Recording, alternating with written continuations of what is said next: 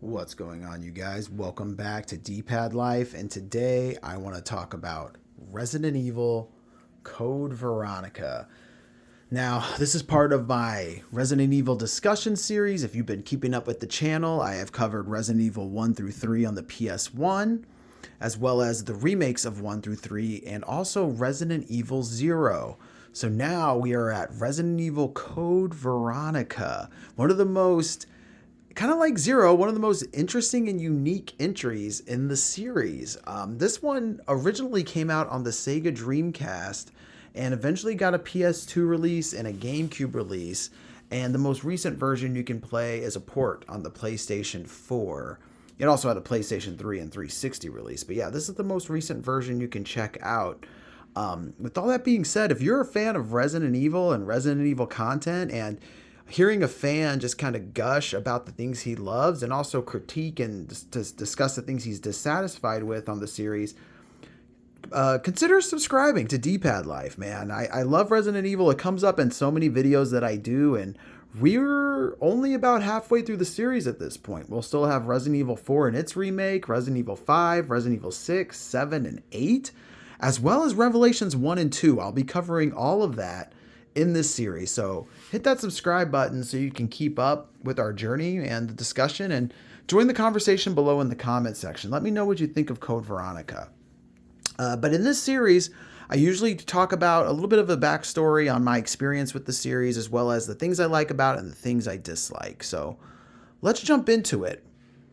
My first exposure to Code Veronica was on the original Dreamcast. I was fortunate enough to get to experience it on its home console, and man, was it a blast. It was super fascinating to me back then, and it still is today. I look at this art right here, these CG renders for Code Veronica, and I just get, even though I'm familiar with the game, I just get sparked with this curiosity, like, man, look at this cast. What's going on here, right?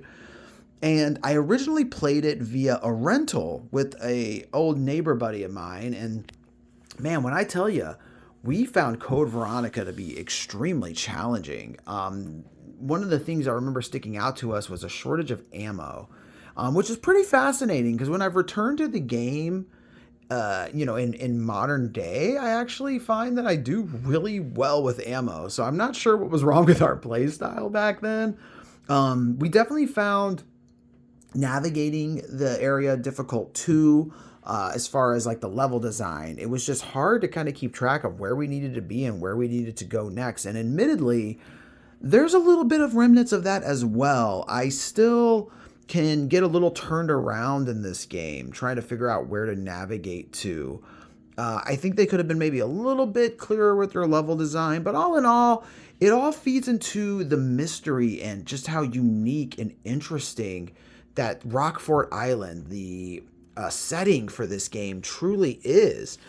And the fact that it's a bit twisted, right? Like, if you know anything about this game, you definitely know all about the villains, and they're a weird bunch, man. There are some of the more unique villains in the entire series, and I think this was when kind of some of the oddities started to enter the franchise. This was when things started to get a little bit strange in the Resident Evil universe, but for Code Veronica, to me, it was in all the best ways.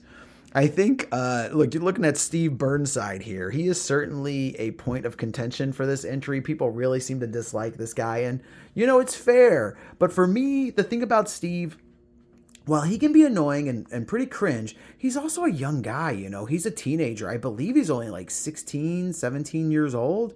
He's a really young guy. He's a high schooler, you know what I mean? And he's been held prisoner by Umbrella, and I'm not quite sure for how long, but I get the impression that it's been about a year, maybe a little less, but it's certainly been a nice chunk of time. And so he's not going to respond as well to all of these situations as someone like Claire, who actually has experience in this, and certainly not like someone like Chris, who's really been through the gambit.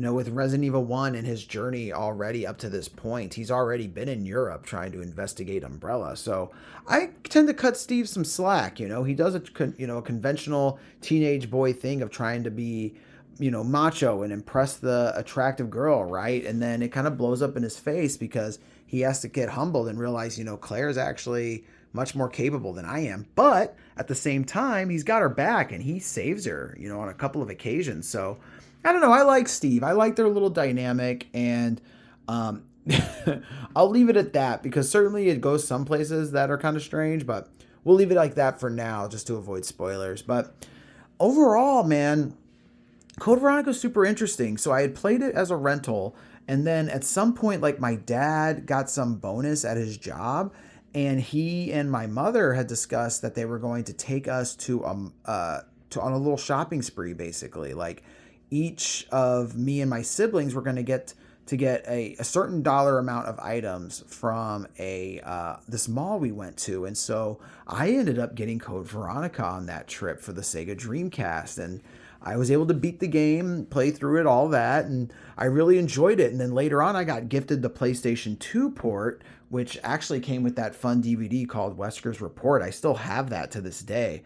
And that's a fun collectible for sure. That's a very interesting DVD. It really dives into the history of the series and gives you a bit of backstory on what Wesker was doing in that time. And then eventually, I got the GameCube port, which is now the most sought after port and the most valuable. And it is extremely good, I will admit. That is my preferred way to play this game, is the GameCube port. But I also have it digitally, just so for convenience sake, and to have it on the same console that homes like all the other Resident Evil. So I think that when it comes to Code Veronica, one of the things I really appreciate about it is that's fun, is some of the things I've already said. The fact that it is so unique and it is such a intriguing entry. But one of the great things that they did, or well, depending on perspective, I won't say great, but one of the impressive things they did is we no longer have pre-rendered backgrounds. We are now in a fully 3D rendered environment,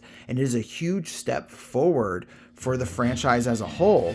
It's also the first entry that introduces like a moving camera. Now that things are in 3D, you don't just have to be stuck with preset camera angles. Now everything can actually like move and progress as you walk around, which is really impressive. The camera can actually track you. That was all new for this series. Something I failed to mention in my Resident Evil 0 coverage is you get a little bit of that action too, but it's more of just a panning camera because it's still a preset camera angle, and it's just kind of panning to let you know, like, or not let you know, it kind of just does this action as you walk around. As opposed to this game where the camera actually tracks you and moves in a fully 3D created environment. So really cool evolution for the series and presentation, but it still keeps those contentious tank controls. And yeah, I personally love them. But here's a little bit of a look at the game. As you can tell, just very different from the older ones, right? And obviously, it might have made more sense for me to cover this before Zero for the sake of that game did come out later and like the advancement of the series. But I just thought it'd be fun as to kind of keep it in a progression of the timeline of the series, because Code Veronica does take place after 2 and 3, and obviously after 1. It's what happened next to Claire after Resident Evil 2. And it's very fascinating, She goes to Europe in search of her brother and ends up getting caught up in a huge incident here. You're seeing clips of it right now with Umbrella, and ends up kidnapped. And now you have to escape from this island with these wicked twins that are in charge of the island. And man, it is just a unique story, a unique setting. And the arsenal in this game is really fun to wield as well. The explosive arrows come to mind for the crossbow. And there's a lot of unique enemies in this one, like the Bandersnatch comes to mind. And man, it's unique from top to bottom, I feel like. I feel like this is one of the more, I would say slept on Resident Evil games, and maybe one of the more like forgotten or dismissed ones. Now, granted, I will admit sometimes the way the controls can handle in this new 3D environment and the way like enemy animations are, it can be kind of challenging, and like maybe even the hit detection. It can be kind of challenging to navigate this game like well, but with some practice and some experience, you certainly get the grips of it. You get the hang of it, and it works out in the end. Some of the puzzles are a little funny, and the game can be a little long, but man, I don't know. I've got a huge soft spot for Code Veronica. It's just, as much as it's a bit of a stranger entry, it is really one of my favorites. Something kind of interesting too, and we didn't get a chance to see it there, is even though this came out after 3, they went back to stuff like you have to click on the stairs to automatically go up all of them. There's no more free roaming on the stairs like there was in 3, and I don't know if that is an effect of going full 3D and leaving pre-rendered backgrounds behind, or if it's just because 2 different teams were working on it and one team went that direction mechanically and another team just kind of kept it the same way it operated in 2. But they did add like the 180 turn to this one, so it's like, I don't know. But in any case, overall, as far as negatives go, I would say, the level design could be a little tighter. Sometimes it gets kind of challenging to realize what you need to do next and then where you need to go to do that. It can get kind of easy to get confused and lost, especially early on in the game. I think as you get a little further, it gets a little bit more straightforward. And then as you get closer to the end game, it gets kind of confusing again. So that's certainly one of the weaknesses of the game. And like I mentioned, like hit detection. But it just has like a charm and a vibe all its own that really makes it a special entry in the series as a whole.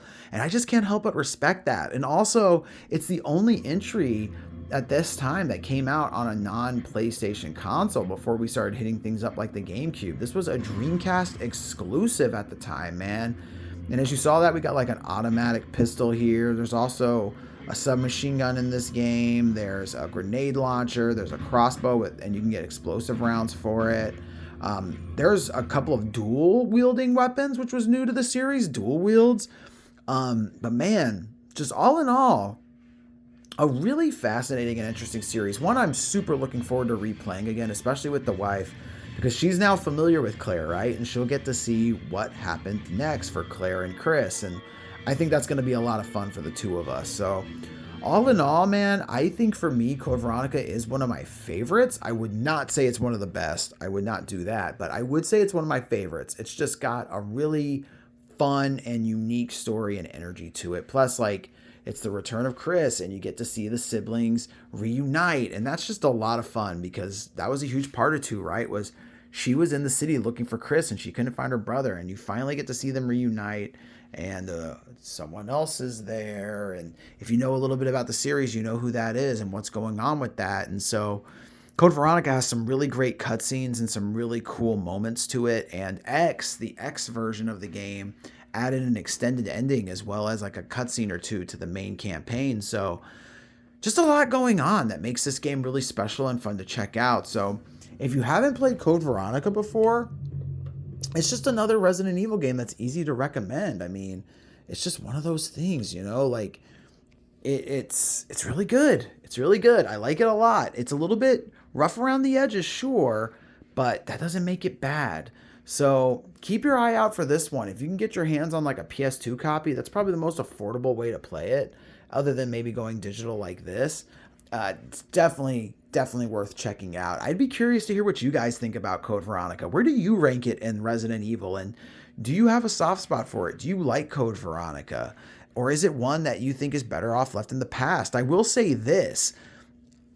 I was kind of surprised that we got a remake to Resident Evil 4 before we got a remake to Resident Evil Code Veronica. And it also looks like we're going to get a remake of Resident Evil 5 before we get a remake of Code Veronica. I'm beginning to wonder if we're even going to get a Code Veronica.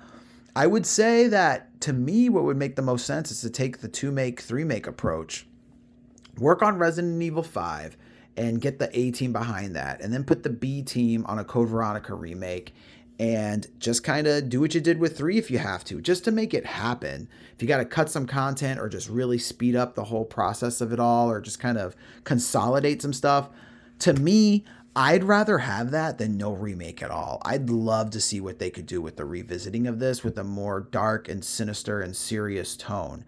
That would be fascinating to me because this story is quite unique and twisted.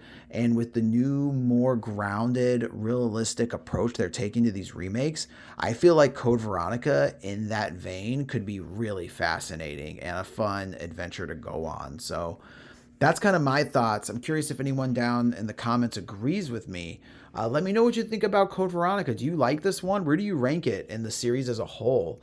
And if you made it this far, I really appreciate it. Please consider liking the video. If you hit that like button, it goes a long way in getting more exposure for this channel and inviting other people over to just have some fun with us and enjoy discussing awesome games like Resident Evil.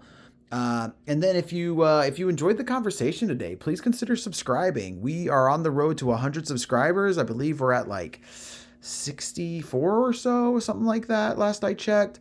I am filming all these videos ahead of time, so the number may have grown by then. Hopefully it does. But in any case, it's good to have you. I appreciate you checking this out, and stick with us, man. The next game on the docket is Resident Evil 4 and the Resident Evil 4 remake, and that should be really fun to talk about because those are really great games. I know you know that. So I'll see you guys in the next one. Thanks for hanging out. Take care.